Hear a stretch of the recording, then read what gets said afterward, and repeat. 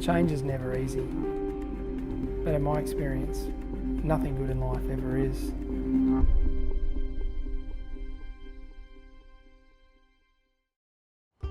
Project Zero is an attempt to produce a carbon neutral house in operation. It's an aspiration. How close can we go? What can we do to live as much as possible within the provision that nature has? In designing a sustainable dwelling, you first of all need to think about the specific climate that one is in, and then ensure that the house is responding to that climate. So in our situation, wind and sun and cross ventilation are the primary immediate benefits that one gets from the climate. So orientation is obviously critical.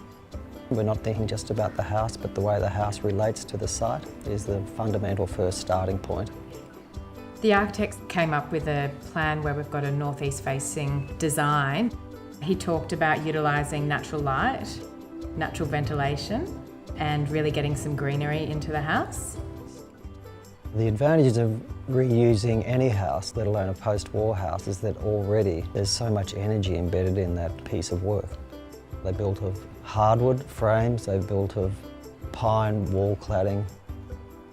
There's very few houses that actually can have that now. So if you can leverage off that and use that, then I think it automatically is a fantastic sort of sustainability position to be in. The idea that we don't replace but instead use the features of it that we can, use its bones, I think that is a very appealing part of the process. There is an unscripted green movement. It doesn't have any particular leader. It's just people, I think, appreciating we need to do something.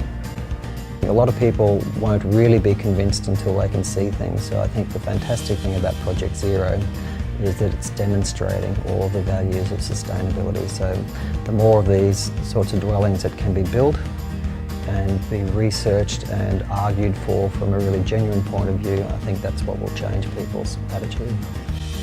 It will feel fresher. It will have more natural daylight within it.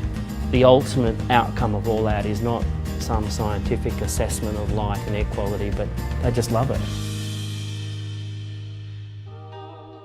And I guess this is a journey into changing the way we live, and hopefully for the better.